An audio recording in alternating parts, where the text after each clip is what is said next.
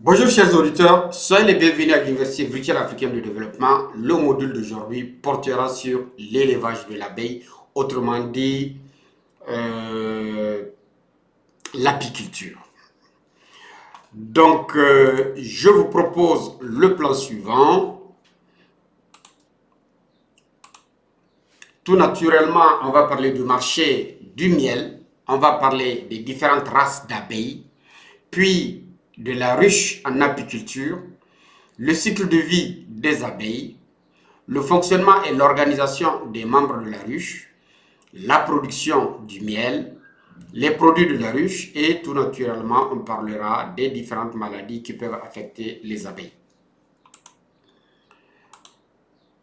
Il faut dire que les abeilles ont un fort impact sur l'environnement par le mécanisme de la pollinisation des fleurs, mais aussi un impact sur l'alimentation car les abeilles produisent du miel, du propolis, de la gelée royale. Et les abeilles sont utilisées même en santé humaine. En effet, le miel aurait des propriétés cicatrisantes et même des propriétés antibiotiques.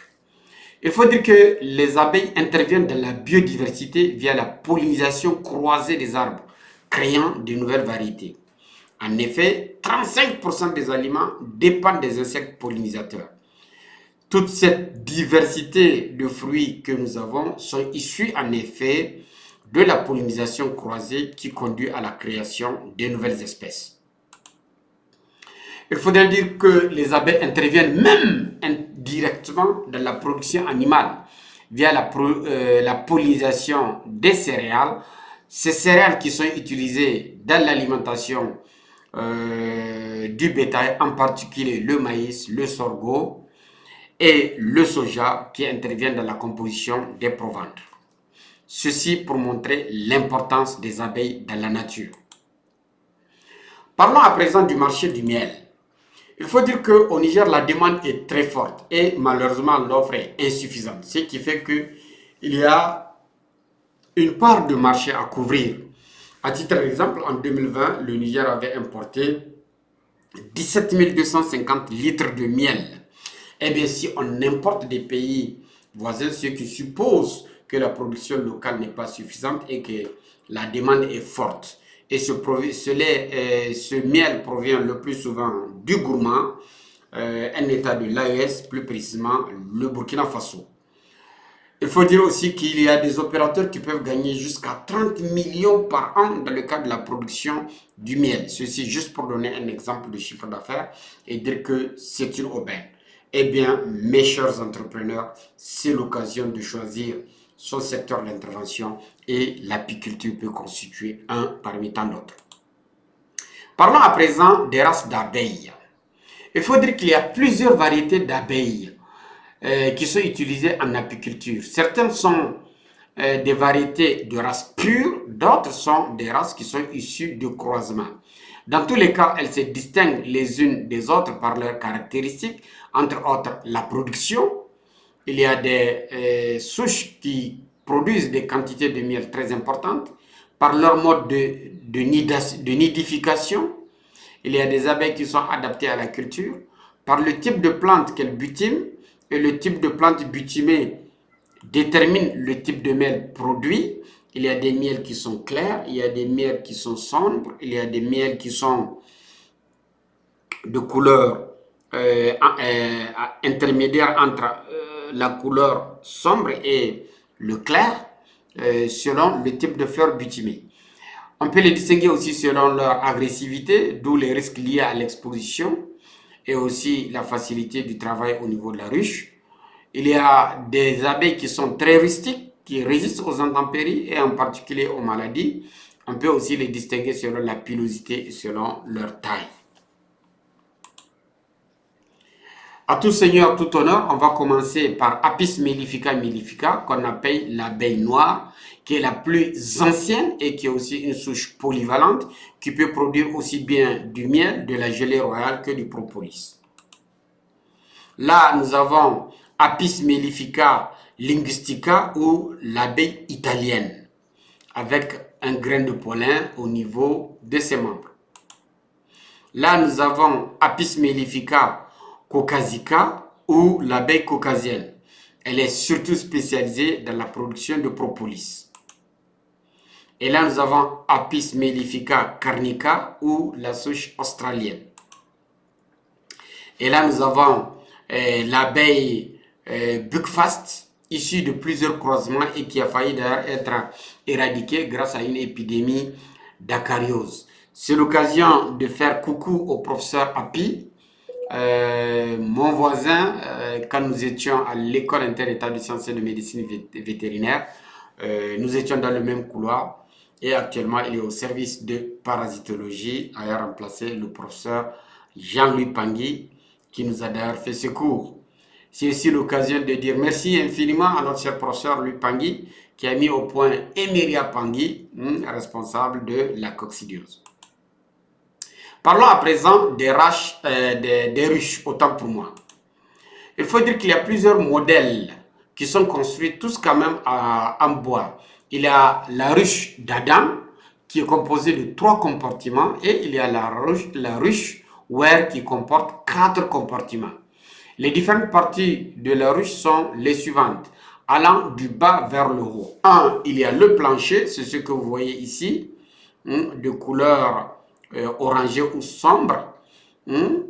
Ensuite, il y a l'entrée de la ruche. Ici, c'est ce que vous voyez. C'est à partir d'ici que les abeilles rentrent dans la ruche. Après cela, il y a la hausse à couvain où vont se loger, ou plutôt où se développent les œufs et les larves. Après cela, ici, il y a la grille à reine qui va empêcher la reine de quitter la hausse à couvain pour aller au niveau de la hausse à miel. Là, nous avons la hausse à miel où seul le miel est stocké. Et ici, nous avons un couvre-cadre et le toit. Et bien, le toit, c'est pour protéger la ruche des prédateurs, mais aussi des intempéries comme la pluie, comme l'ensoleillement. Il faudrait dire que la grille à reine, c'est pour empêcher la reine de quitter la hausse à couvain et remonter au niveau de la hausse à miel. Il faut dire que les deux housses sont munis de cadres où vont être construits les alvéoles. Et là, c'est un exemple de cadre. Et les cadres, on va les installer au niveau des deux hausses. Donc voilà un exemple de cadre de couleur verte. Et là, nous avons un flanc d'une hausse de couleur orangée. Et là, nous avons un cadre avec les alvéoles qui ont déjà été construits. Et là, nous constatons même que ce sont des alvéoles qui contiennent du miel. Là, il s'agit de la grille à reine. C'est une grille à mailles serrées qui est placée entre la hausse à couvain et la hausse à miel afin d'empêcher la reine de remonter au niveau de la hausse à miel. Donc voilà le toit, le couvre-cadre, la hausse à miel, la hausse à couvain, la porte d'entrée et de sortie. Et puis là, nous avons le socle ou bien le plan d'entrée. Là, nous avons la ruche Ware qui, elle, comporte 3 hausses plus un toit. Et c'est assez illustratif. Parlons à présent du cycle de vie des abeilles. Le cycle de vie des abeilles comprend les stades suivants. 1, ce sont les œufs, voilà un exemple. 2, ce sont les larves, et là, nous avons la larve. 3, nous avons la nymphe. Et enfin, nous avons l'imago, autrement dit, l'insecte adulte qui sort de l'alvéole. Parlons à présent des castes et des fonctions des abeilles. Et dans les abeilles, il y a la reine, il y a le faux bourdon, ce sont les mâles, et il y a les ouvrières. Donc dans la ruche, la reine, elle se caractérise par un abdomen qui est très gros, trop large. Elle pond des œufs et elle est responsable de toute la génération au niveau de la ruche. Elle fait entre 1000 et 3000 œufs par jour. Et c'est elle qui commande toute la ruche. Après cela, il y a les faux bourdons. Ce sont les mâles. Ils se distinguent par des yeux qui sont très gros et ils sont très poilus. Et ce sont eux qui ensemencent la reine pour la fécondation des œufs. Et enfin, il y a les ouvrières qui sont majoritaires de la colonie. Elles nettoient les alvéoles, elles nourrissent les larves, elles emmagasinent le pollen et le miel dans les alvéoles, elles ventilent la ruche pour réguler la température et l'humidité, elles produisent de la cire, elles protègent la ruche contre les envahisseurs et enfin elles butiment les fleurs. Donc vous voyez vraiment, les ouvrières ont des multiples fonctions et nous le verrons. Donc comme on dit, mieux vaut voir une seule fois que d'entendre plusieurs fois. Là nous avons une reine, elle est caractérisée par un abdomen très développé.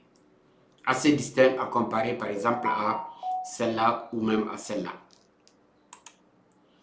Là, nous avons un faux bourdon. Le faux bourdon, il est caractérisé par des yeux qui sont très importants et puis par l'excédent de ses poils.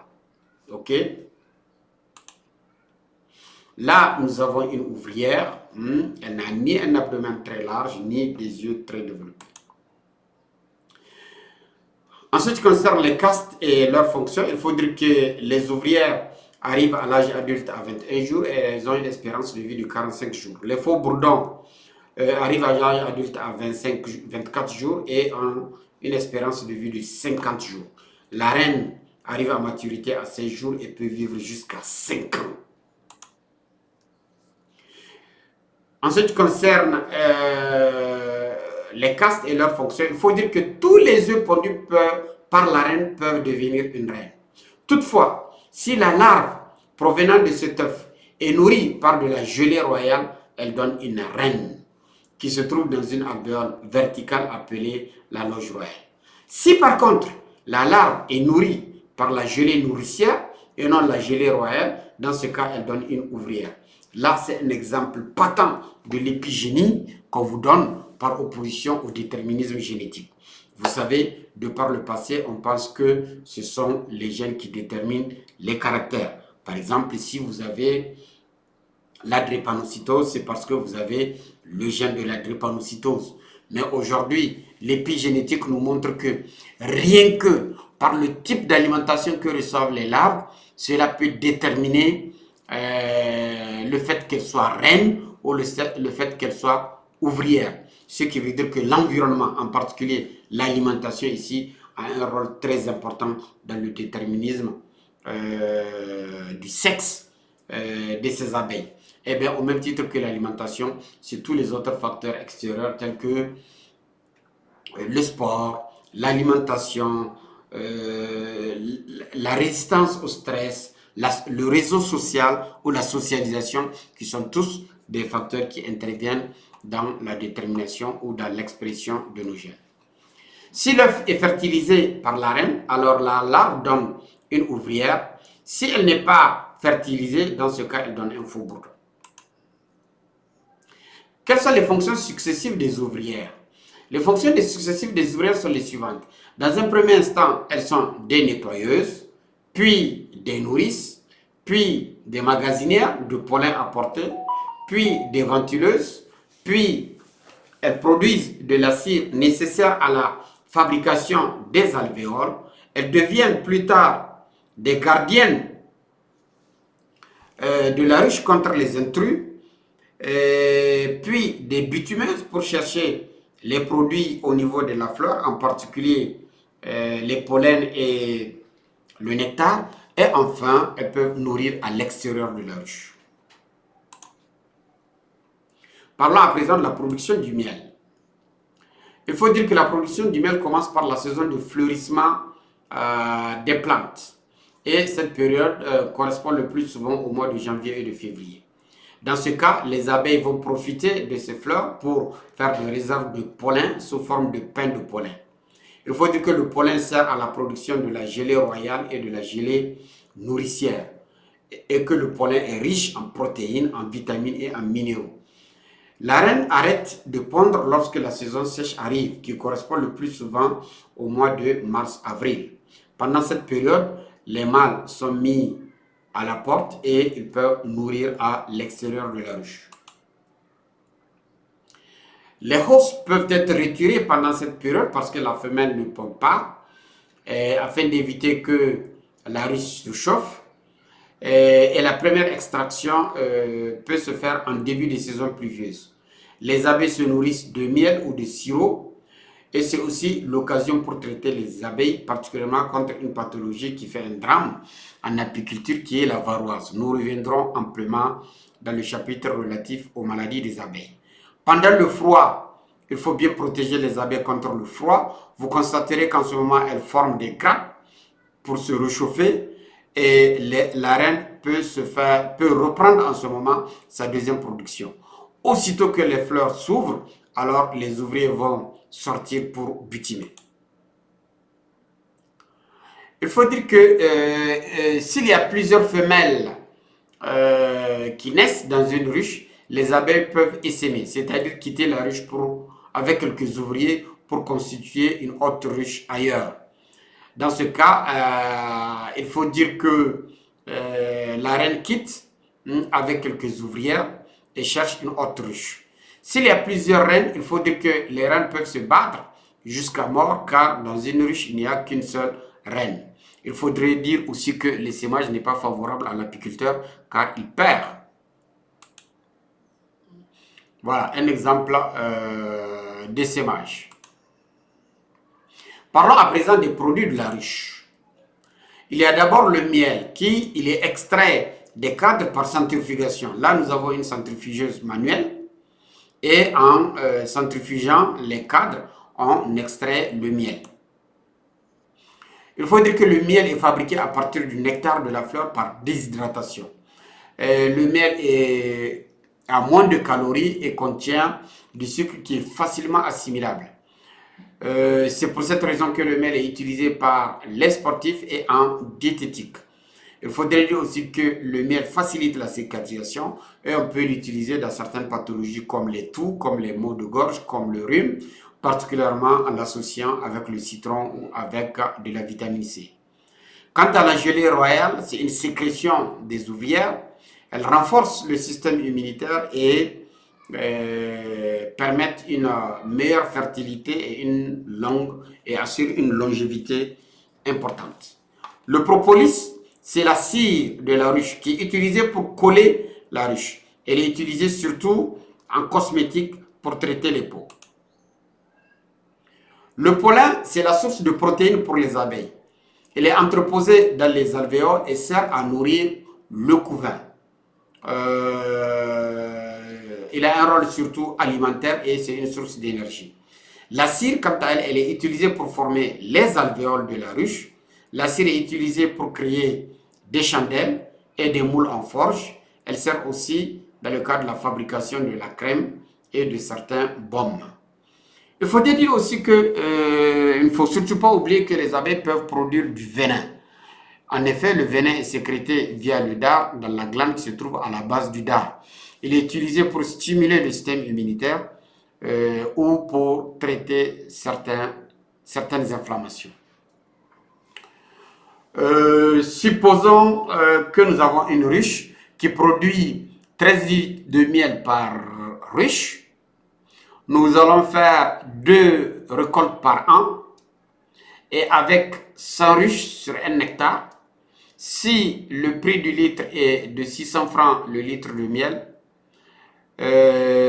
sans même compter le prix de la gelée royale et du propollen qui sont beaucoup plus chers, on peut avoir un chiffre d'affaires de 30 millions par an. Parlons à présent des maladies des abeilles.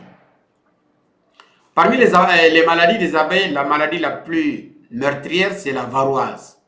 C'est un acarien qui tue le couvain. C'est un acarien qui s'attaque au couvain et qui le détruit. Après cela, il y a la loque américaine qui est une bactérie qui sporule et qui détruit tous les stades. Tous les stades. Les œufs, les larves, les imagos.